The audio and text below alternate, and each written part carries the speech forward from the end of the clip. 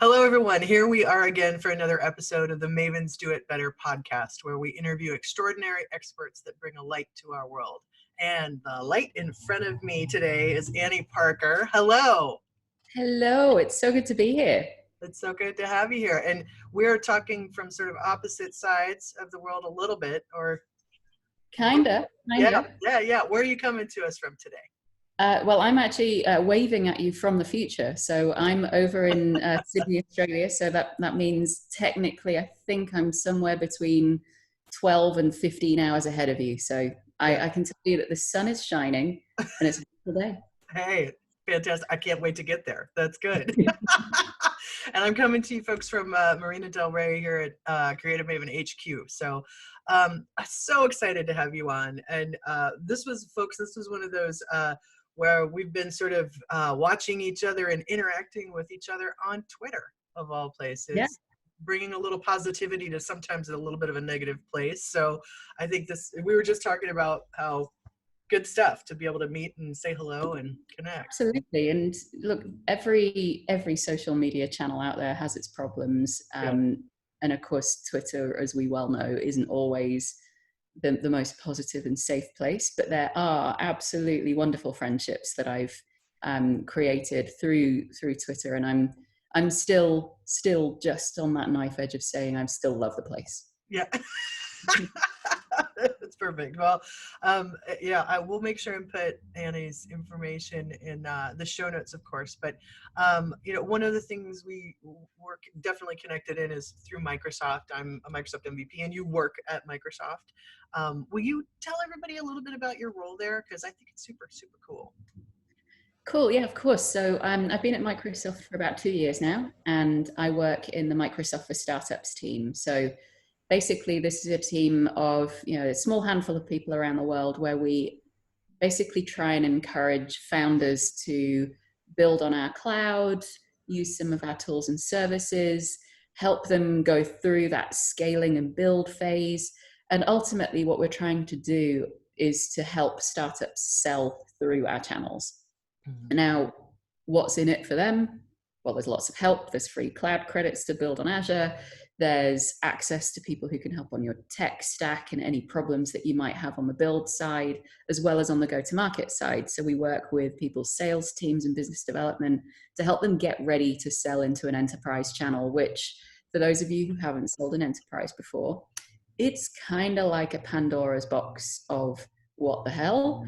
There are tools and processes and extra thing, and everything takes much longer than you would think, because business is big business. So we help founders to try and kind of unlock a little bit of that that black box, if you like, of how to sell.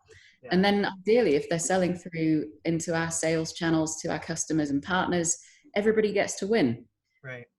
The partners and customers get access to innovative product and service. The startups are getting repeatable revenue streams, which, trust me, lots of founders will talk to you about raising funding and how hard that is. But if you can actually get repeatable revenue and fund your own growth, that is the sort of the $1 billion answer to your problems. Yeah. And then, of course, what's in it for Microsoft? If they're building on our cloud and growing with us, then we get to win too. So it's a beautiful scenario where everybody gets to win. Yeah, that sounds like a very cool job. I love it. That's great. So you've been at Microsoft 2 years. Let's go backwards in time. How'd you get started working in tech? Gosh, so as with most people, particularly people like me who are coming up to 20 years of sort of their career pathway, it was complete dumb luck. I originally started, and I actually don't usually talk about this one too much because it was so far back in the past, and it was I didn't enjoy it, so I sort of lock it away in my metaphorical cupboard in my mind. Uh-huh. But I originally started out as a programmer. So back in the day, I worked for what was then Anderson Consulting. So I'm that old. We are pre-Accenture brand, right? Seriously, I worked for them for about 1.5 years before the rebranding happened. Uh-huh. So there you go. I worked in Anderson Consulting, and back then they used to take on hordes of grads Right. teach them the basics of C programming, and then throw them out into the big bad world and just basically, start installing SAP and Oracle instances. And that honestly was the first 2 years of my career. And I Wow. basically saw the inside of a server room, because this is even back when people had servers. Yes. Uh, and LED the, lights, hot the blink rooms. lights, hot room, lots of fans, DOS prompts, all that kind of stuff. Uh-huh. So that's actually how I started in. I was purely technical in my first role. Mhm. But one of the things that I realized quite quickly was being by myself and locked into a server room wasn't really the most sort of positive environment for me. I didn't enjoy it. Sure. So I moved on from there and then went to go and work in telco for quite a few years. Mm. And the beautiful thing about working in the mobile phone or cell phone industry back then was it was just as mobile telephony was really taking off in terms of things like having 3G so that you could actually get access to internet whilst you were sort of wandering around and not just voice calls and texting. Right. um, I remember launching BlackBerry as a device into Wow. the UK.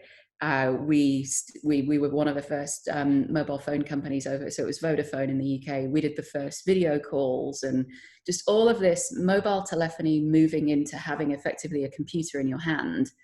I did that for about sort of eight or so years. Right. And just I love that pace of technological change and how much it opens up in terms of empowering people and companies and startups eventually to just go and build stuff and to do it cheaply.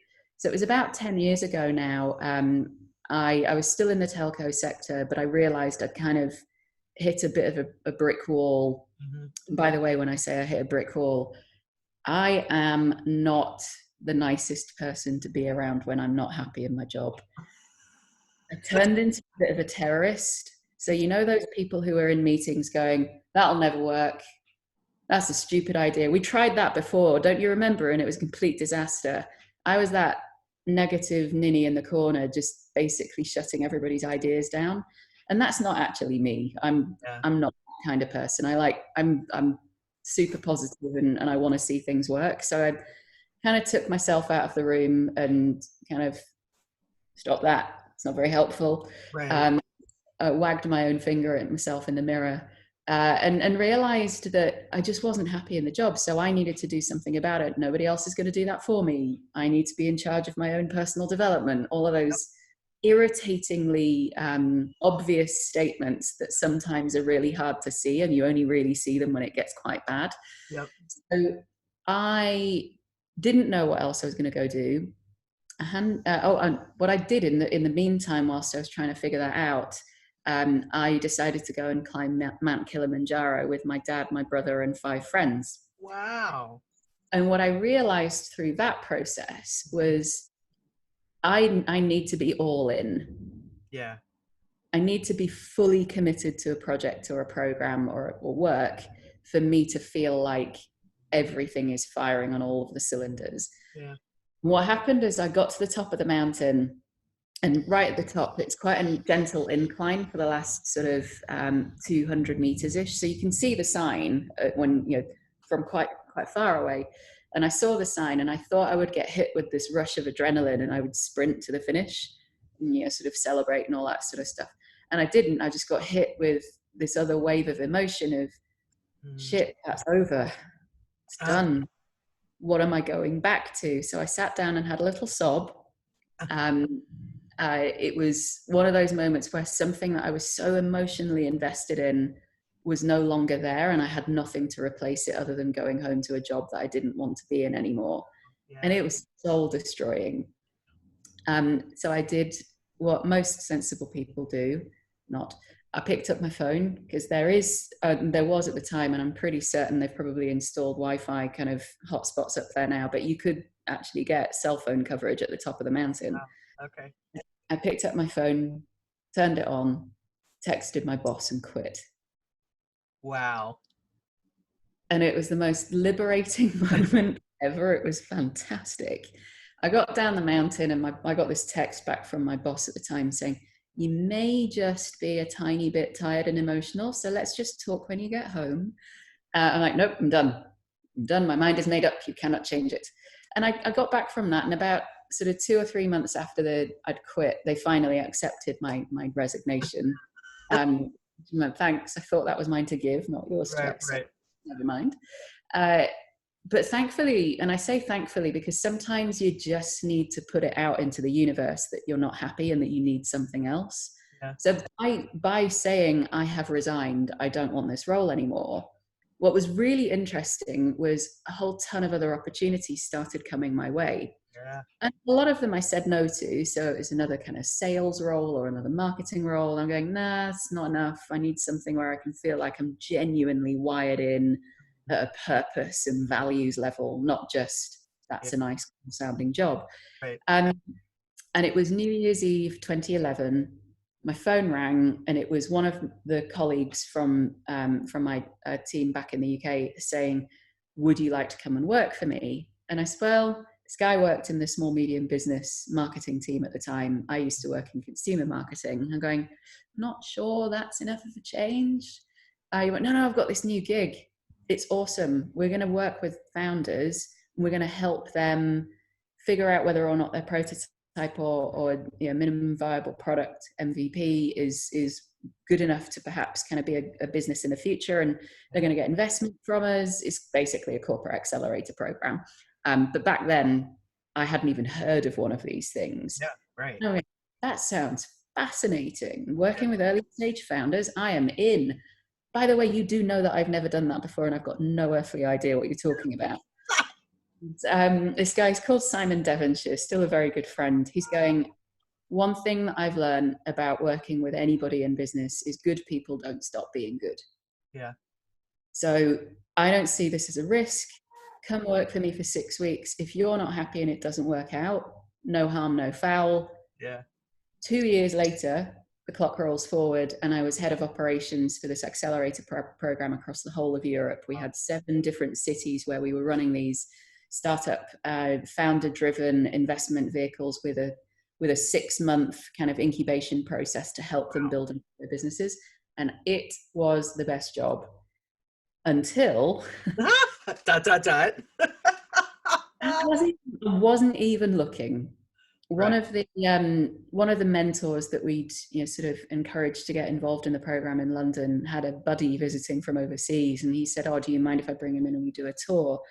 And I said, "No, of course not." So I did the tour. I introduced this guy to a couple of startups, and I said, "By the way, who are you and what do you do?" He said, "Oh, I'm based over in Sydney in Australia. I actually work for Telstra, basically Australia's largest telco, and we're looking at building something similar. Do you know anyone that would be interested?" Now, winding the clock back again just very quickly, I've been and traveled around Australia something like 5 times. I love the place. I came over here as a backpacker straight after finishing university, fell in love with Sydney pretty much immediately, and had always wanted to come back and live here. Uh-huh. And that was 7 years, or coming up to 7 years ago now. Oh, okay. So I worked for Telstra and basically helped them set up their accelerator program for a little while. And that's where the connection to Microsoft comes in, because my former boss moved back to Seattle, and she joined as a CVP in the cloud and AI part of the organization, looking after all things to do with ecosystems and communities, so students, developers, and startups.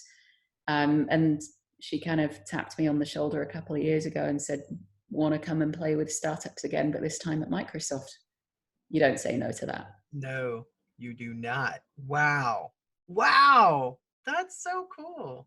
But that whole story rests on the power of your personal network and people who know you. And I remember that call from Simon on New Year's Eve 2011. And the fact that he believed in me was more important than the job, if that makes sense. Absolutely. If I'd have looked at the job description, I'm sure I would have been interested, and I might have thrown my hat in the ring. But the fact that he knew me already and knew that I could grow into that and develop into that role, it was his belief in me that made it possible. Absolutely. And yeah, all of those different opportunities where I've moved halfway around the world or quit a job at the top of a mountain or whatever it might be, sometimes you need to be brave enough to have that belief in yourself as well. Absolutely. And pass it along like he did you know, and I bet you do that, you know? Oh, huge proponent of the principle of paying it forward. Yeah. Um, I've made a ton of mistakes in my life, a ton, Yeah. whether it's in my personal life or in my business world. Um, and I don't want anybody else to go make them again. Yeah. You want advice, but the key there is that you need to be brave enough to ask for the help. Yeah.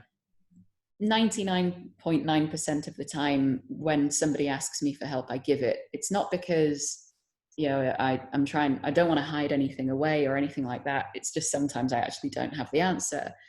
But the amount of times that I've given that help versus I have proactively rung the person or emailed the person who I think might need it.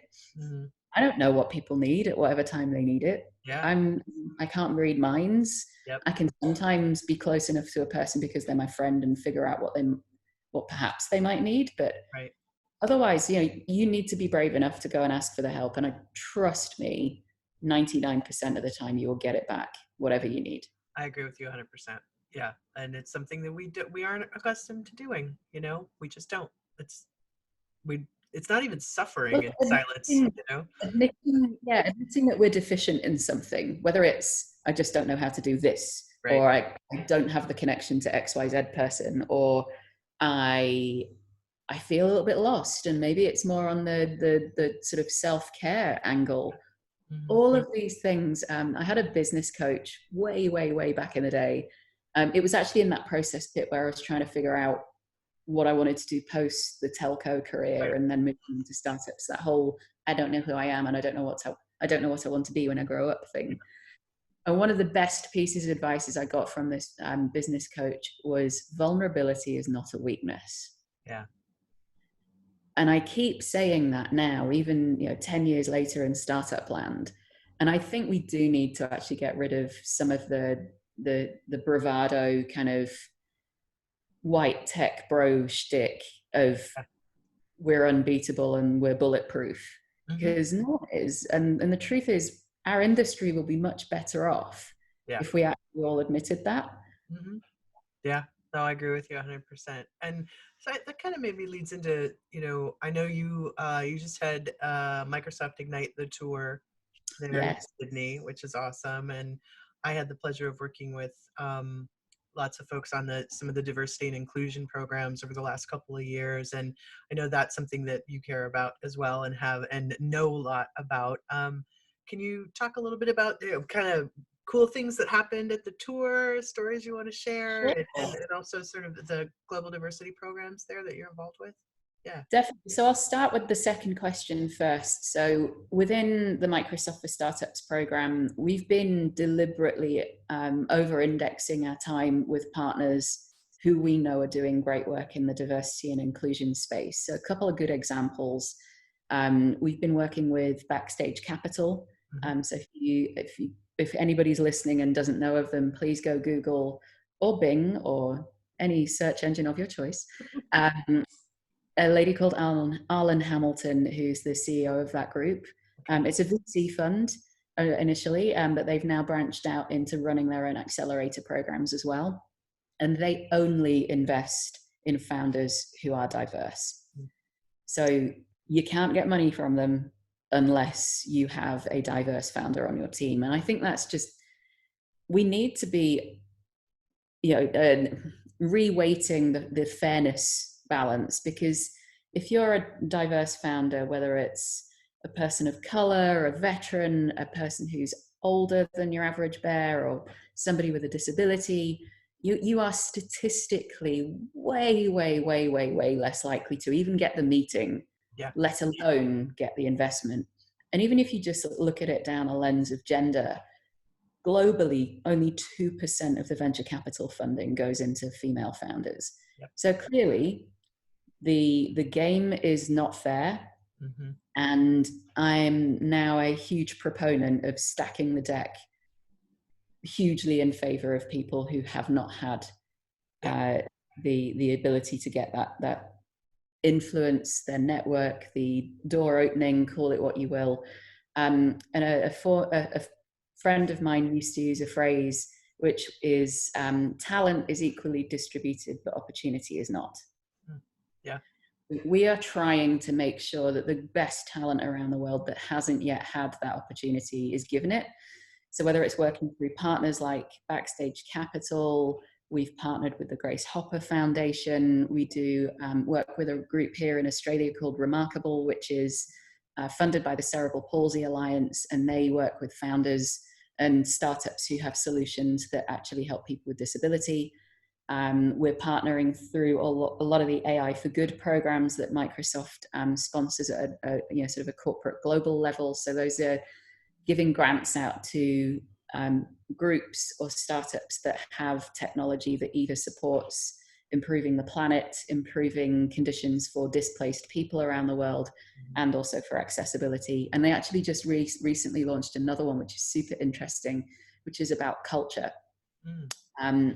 So here's an alarming statistic for you. 80% of the most vulnerable ecosystems, so the parts of our planet that are the most beautiful, whether it be the Great Barrier Reef, the Everglades, all of these different, the Arctic Circle, all of these places where we have truly unique surroundings and ecosystems, 80% of those ecosystems are owned, run, and cared for by indigenous people. Wow.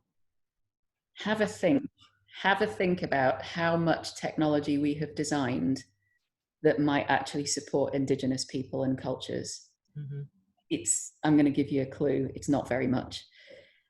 It's teeny tiny. And if you think about it, and Australia is a really good example, the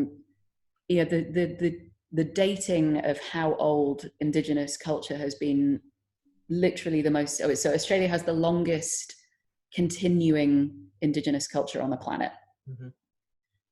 A couple of years ago, they dated that at 60,000 years. It's now looking like it might be closer to 80,000 years. Wow. These are the original entrepreneurs. They built tools. They built entire ways of working with the communities and the ecosystems of animals and plants around them. There's a whole ton of research now that's proving that they knew how to manage and farm the land, that they knew how to irrigate and fish and manage not necessarily crops, but certainly how to make sure that they lived off the land, but also gave back to the land as well, and do it in a friendly way. And it's just fascinating to me that we haven't spent any time at all working with indigenous cultures around the world going, so you know those things that you've been doing for hundreds, if not hundreds of thousands of years, can we perhaps maybe just learn from you a little bit? Yeah. Just it's fascinating, and also it makes my heart break, because just think of all of that untapped knowledge going to waste. Yeah. So going back to the question of Ignite the Tour. So Ignite, just for those of you listening who don't or haven't heard of it before, Ignite is a conference system that we sponsor around the world from Microsoft, where we invite people from our customers, partners, suppliers. Bring in your IT pros, your tech folk who want to learn more about what's happening and what's coming at them next. We've then put in, over the last couple of years, we've put in a specific track around supporting what we call the humans of IT, which is just to remind ourselves that we may be here to do a job and to, code our little hearts out, but at the end of the day, we're also human beings, and also that technology has enormous potential to do good in the world. So the Ignite the Tour in Sydney last week, I hosted a couple of panels. One was just to support and host people who have stories of the difficulties of navigating a career in technology. So what happens when the 10-ton truck hits you of, that just went horribly wrong. Yeah. So in one case, it was a young lady who was talking about how the nonprofit that she works at very nearly went under because the funding ran out. So how do we navigate those moments? And she ended up having to go through a process of figuring out the business, because the general manager left and she was the only one really who understood the operation. She had to unfortunately fire a few people and Wow. figure out how to try and turn this bad situation around. And I'm very happy to say that the nonprofit is still going and she's doing Good. super well. But what she learned through that process wasn't the tech, wasn't the how to make the technology of the business work. It was how to just run an operation and step up and be a leader. Yeah. And then the other lady on the panel recently came out as a trans woman 18 months ago. And prior to that, she would have been classed as a white guy. And what happened on the, almost right down to the day, the week, the month that she came out as trans, job opportunities dried up. Yeah. And, it just keeps showing us that whilst I hope that, the businesses that I work in and the startups that I work with think about how they show up and how they resonate with audiences like people from the LGBTIQ, veterans, people with disability. Are we really truly being inclusive? Are we being as welcoming as we possibly can? And are we making sure that when we're going through interview loops and recruitment processes that we do have a diverse set of candidates? And the sad fact is that sadly we're not there yet as an industry, and there's a lot of work to do there. And there's lots of ways that we can do more on that space. And I would encourage anybody who's listening to go look at Project Include, go read up on some really awesome people who do a great ton of work in this space. So a good friend of mine, she's called Aubrey Blanche, used to run all things diversity and inclusion for Atlassian. She's recently moved on to another role, but still in the diversity and inclusion space. So Aubrey is just a phenomenal person to follow, whether it's on Twitter or go read her Medium blogs. Cool. Super helpful for any founder out there wanting to learn. And going on to the second panel, we took a little bit of a switch and looked, and one of the things that I'm pretty passionate about at the moment, and it will be no surprise to, I think, anyone listening, Australia's really struggled over the last few months with bushfires, floods, droughts. I think we're missing a locust invasion and the four horses of the apocalypse, but otherwise, we've had everything else. And for anybody that is still wondering whether or not this is a blip or just seasonality, it's really not. It is climate change. The science is out there. Please go read up about it.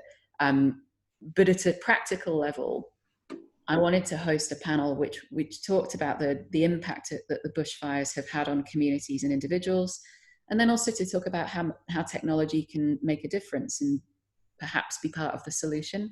So we had panelists sharing, one lady was sharing how her family home that had been in the family for generations has gone, 12,000 acres of land just incinerated.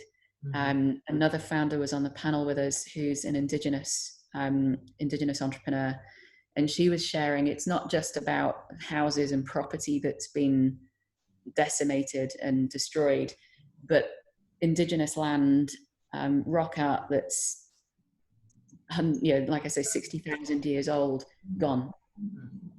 And it's impossible to replace that.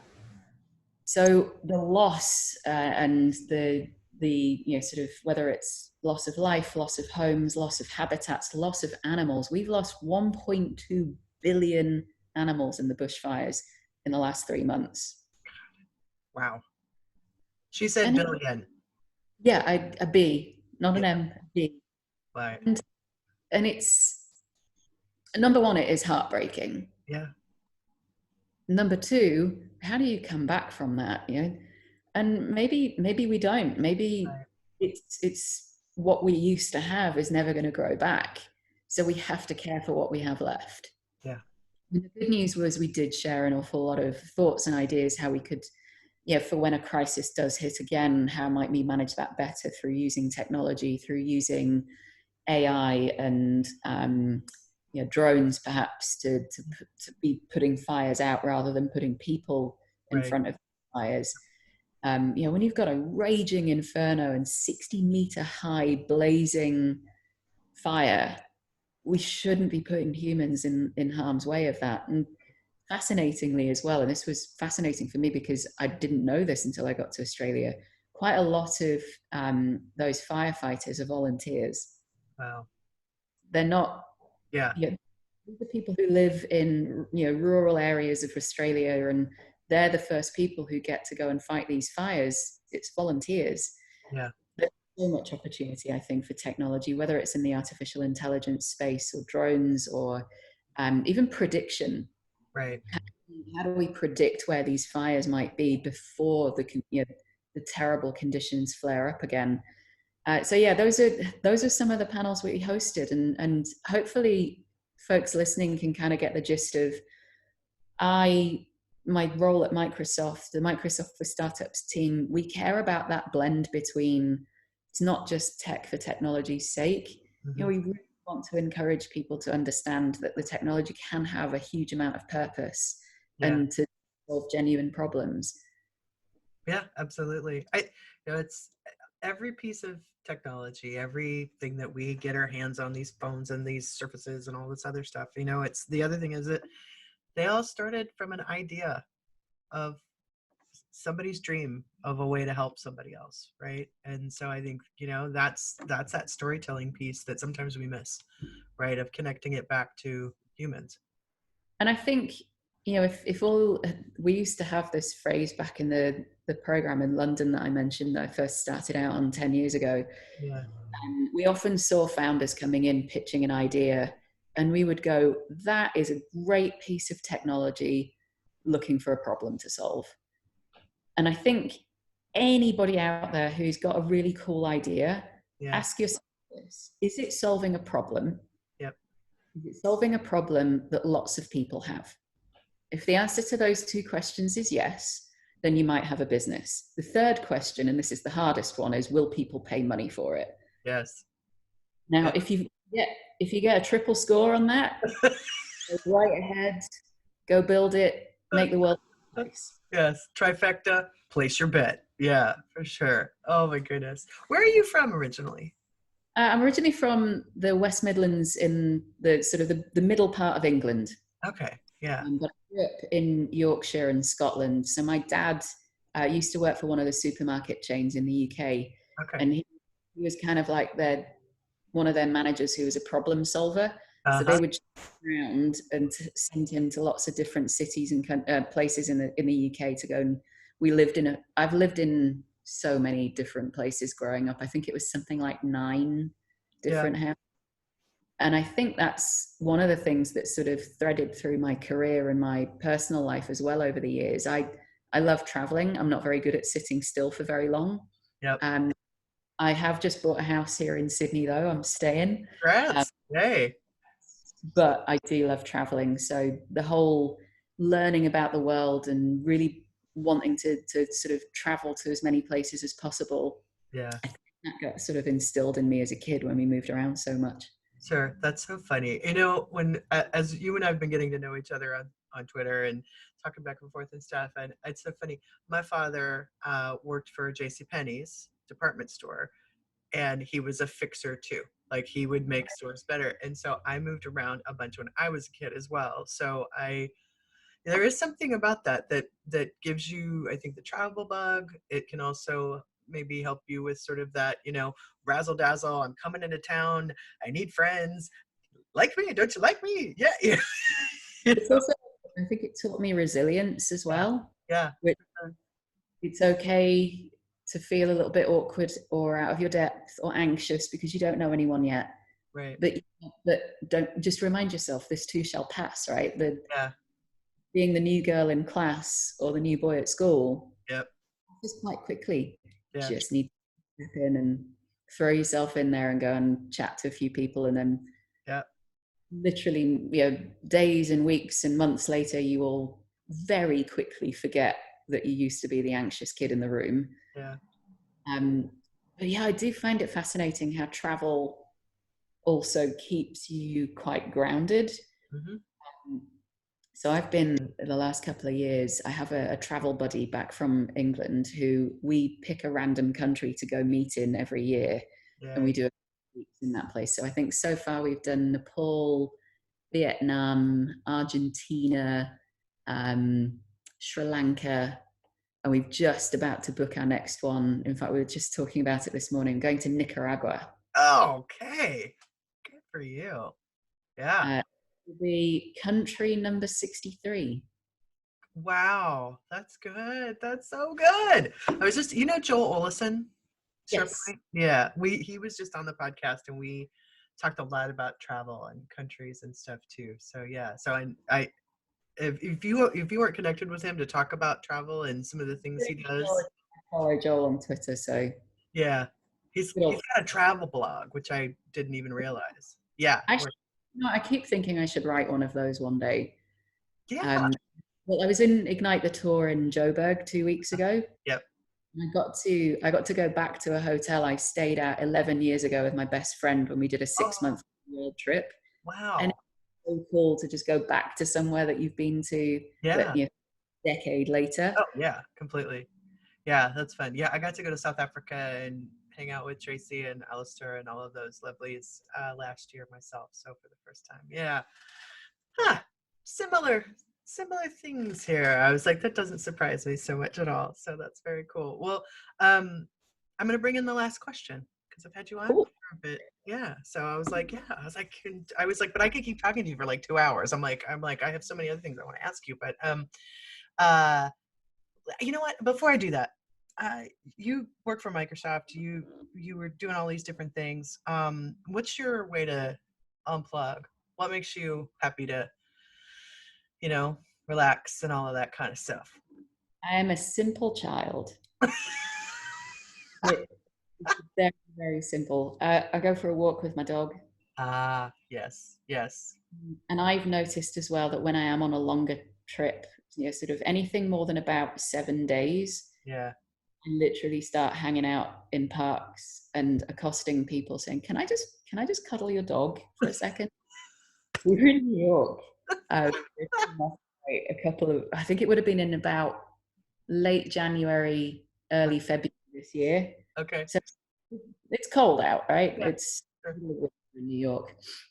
And I made sure that the hotel we were staying at was the closest I could get to Central Park. Yes. Just go for a walk every morning or every evening and just go and say hi to some dogs. Yeah. I don't know what it is, but I know that if I haven't spent time, and it can, other animals are also acceptable, right? So horses,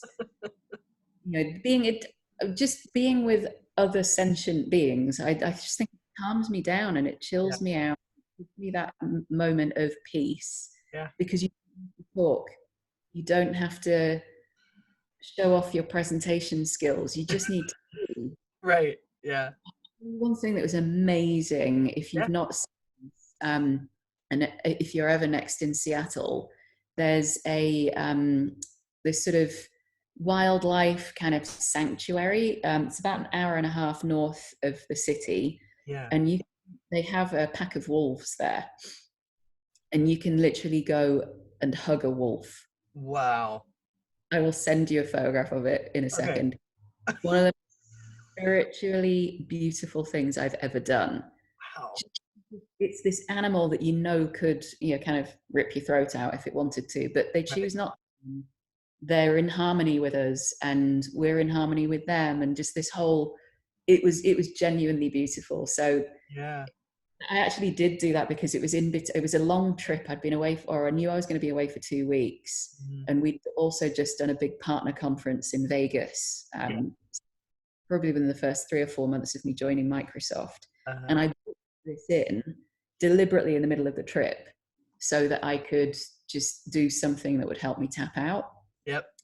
The other thing is hiking. So Yeah. climbed Kilimanjaro. I always do a hike around Mount Rainier when I'm over in Seattle. I went and I took my dad on holiday in April last year, and we went hiking in the Himalayas for 2 weeks. Oh. Just, I don't know, there's something really zen about the clear skies, the fresh air, the cold evenings, and just, I don't know, being at one with the universe. I know it sounds very zen, but it just helps me chill. Yeah, absolutely. No, it's super awesome. Another podcast guest, Nicole Butler, who's a speech therapist, she actually climbed Mount Kilimanjaro as well, but she ended up getting the sickness. She didn't make it. Yeah, she didn't make it to the top. It had to be Yeah, taken my dad on. didn't make it. Okay. achieve sickness, but this, I'm also, you know, when people say, oh, you're more like your mum or your dad. Mm-hmm. I like to think that I have the best parts of both, but Right. certainly one of the things I took from my dad is just sheer bloody mindedness. I can't not finish something. If I've Right. said something, I'm going to do it. Yeah. So my dad had this too. So we originally climbed in the September, Okay. and then dad didn't make it. Mm-hmm. And it was bugging him that much that he went back the following January and did it again, practically sprinted up. That's fantastic. I love it. Good for him. Good on you, Dad. So, Top Parker to the win. yeah. That's awesome. Cool. Well, this is a question we ask everybody. I'm really interested in moments and sparks in our life. And so curious if you'd share with our listeners a spark, a moment, person, place, or thing that really seats you and who you are today. I mean, I think the Kilimanjaro moment where I ended up falling on the floor and bursting into Yeah. tears that the thing that I was doing had gone. Yeah. That was one of them. But one of the other ones actually had happened probably about 6 months prior. Mm. And it was interesting to me actually how that chunk of time where I knew I was going to leave the job I didn't like anymore, but I didn't know what I was going to go do next. Right. That sort of 6 or 9 months of my life was deeply frustrating and irritating, but so needed. Yeah. And oftentimes when I see other people going through a career kind of refocus, or call it what you will, the one thing I always sort of advise is hold the tension. Mm. It might feel really awkward and frustrating, but it's awkward and frustrating for a reason, because you need to learn something. Until you learn whatever the thing is, you need to keep going. So at the beginning of that process for me, I was lucky enough to go on a training course that my company paid for, which was fabulous, and it was all around learning how to be a leader. Mm. But instead of it being the company kind of rah-rah thing of here's how we want you to lead, it was you're going to go on a course to figure out how you are, what sort of leader you are, and then when you get back, you can apply it into the business. And it was fascinating. So it's called self-leadership, or leading self. That was it. And it's run by a company called the Oxford Leadership Academy, who I will quite happily recommend to anybody. And the first thing we did, or first sort of group activity that we did, or as individuals, was to map out a lifeline. So you blank sheet of paper, horizontal axis time, vertical axis happiness. And the sort of the course moderator just said to us all, look, this is something that's going to take you a couple of hours. So go find a quiet corner, map everything out in your life from about age 10, 11, 12 onwards. So from the moments where you actually really remember something, mm-hmm. not secondhand remembrances from your parents telling stories or that kind of thing. And it was a really, really useful exercise on a number of different levels. But the thing that came across to me was everything in my career at that time where I was being recognized for it, whether it was, achieving sales targets or hitting budget numbers or customer satisfaction, all the other business metrics, even though we were smashing those, targets out of the park, the happiness that I derived from it was negligible. Mm-hmm. And the moments where I felt happy weren't actually my job. Right. So it was, helping others do well, passing on my knowledge to other people, making sure, of one thing that was my job, which was of my own team. I loved it when I saw one of my team doing really, really well and developing, and all of those sorts of different things. And the next part of the process was that we had to read our lifeline or timeline out to our buddy. And my buddy is a beautiful human being called Pete Williams. We're still friends. And this was 10 years ago now. I read out my lifeline timeline to him, and we were challenged to just, what's the first sentence that pops into your head? And his first sentence was just, It floored me. He went, I have absolutely no idea why you work for this business. And it was the first time anybody had really sort of put it that bluntly back to me, that I was quite obviously in a job that I didn't derive any kind of truer, higher purpose from, or, it was really transactional. He's going, I don't know why you work for this company. Yeah. Wow. Thanks for that. Yeah. Now you've put it that bluntly. But it was a seminal moment for me of realizing that if I carried on doing what I was doing, that trying to find my truer purpose of what I really wanted to do in life was never going to happen. Yeah. Sometimes it's one sentence, isn't it? Mm-hmm.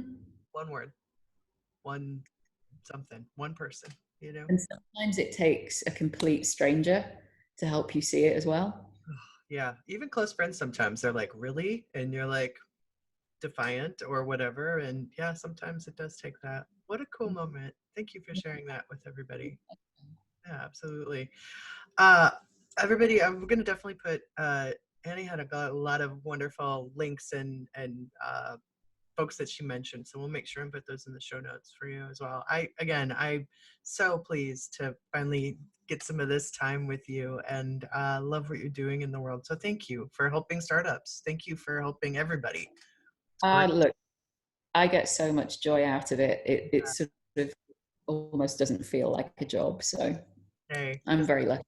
that's what it's supposed to be, right? Yeah. Well, cool. And I'll see you in Australia sometime later this year for sure. So Absolutely. And I will show you around, show you some other awesome people when you get here too. I love it. Thank you so much for being on the show. Yeah. Nice. Absolutely. Okay. Thank you. All right, everybody. That was another episode of the Mavens Do It Better podcast. Here is to another big, beautiful day on this blue spinning sphere. Thanks, everybody.